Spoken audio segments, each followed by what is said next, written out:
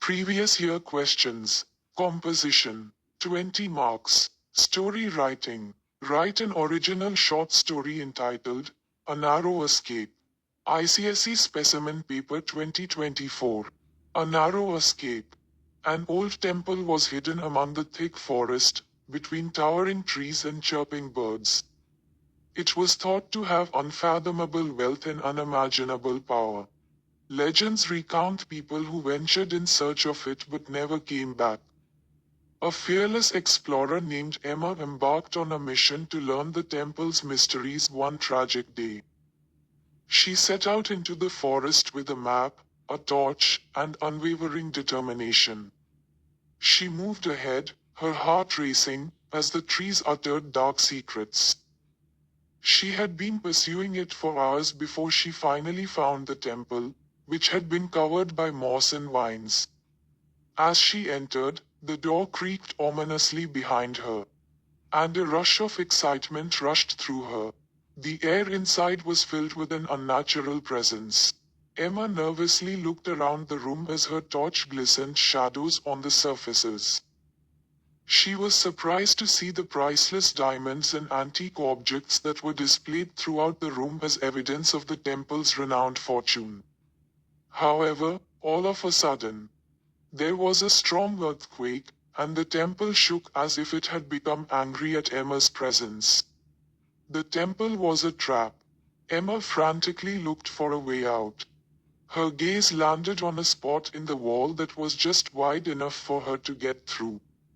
She moved towards escape while using all of her strength and skill, barely avoiding the temple's hold. Emma realized she had made it through a dangerous situation when she stood outside, gasping for air and covered in dirt. The temple, which had previously represented wealth, now stood as evidence of her bravery and intelligence. She brought a newfound respect for the world's secrets with her as she made her way back to civilization. She realized that some gems were designed to be viewed from a distance rather than dug up. Question. Write an original short story titled, A Strange Visitor. ICSE 2024. A Strange Visitor. It is believed that we meet every person for a reason. This fact became true when I came in contact with a visitor who came to my house recently. I opened the door when the bell rang. As I opened it, I didn't know who the person standing at the door was.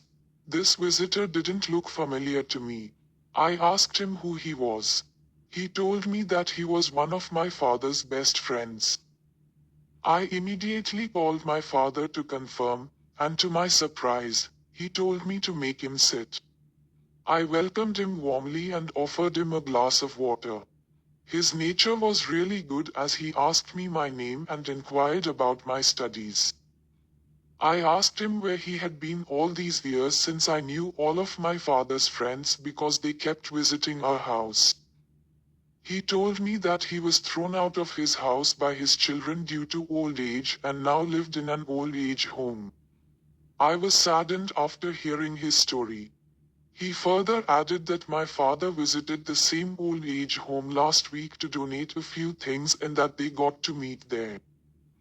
He also told me that my father couldn't see his situation and so invited him to our home after many requests. I noticed a smile on his face and asked him the reason. He told me that he hadn't forgotten to smile despite his situation. He still got food to eat and had made some good friends who made him happy. I thought of myself, who often complains about every small thing in life. He became an inspiration for me.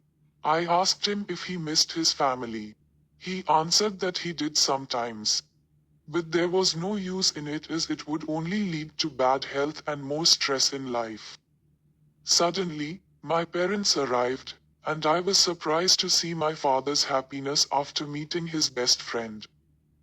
He told me that his friend would stay with us for the next few days. Thus, this man taught me many things about life. I wish I had met him earlier. Question. Write an original short story that begins with the words, In the background, I could hear an awful commotion, men's voices raised and women screaming. ICSE 2013. The accident in the background, I could hear an awful commotion, men's voices raised and women screaming. Last week, I got a call from my sister while she was at the office. I had just reached home from the market when my phone rang. From the other end, I could hear her sobbing as she asked me to come and pick her up as soon as possible. Before I could ask anything else, the call ended. Hearing her voice in distress, I immediately locked the house and drove up to my sister's office. As I neared the building, I could see fumes of black smoke up in the sky. There were policemen forbidding people from entering that lane and diverting the traffic to a parallel road. I parked my car in an empty spot and hastily ran up to my sister's office. As I reached the compound, what I saw before me gave me a bolt from the blue. 3 buildings were engulfed in giant flames. They were the source of the black fumes clouding the sky. There were about 7 fire brigades surrounding the area. Several firemen were trying to douse the flames from different spots. I could see several people being carried on stretchers to the ambulances. Many others were still crying and wailing due to pain and shock.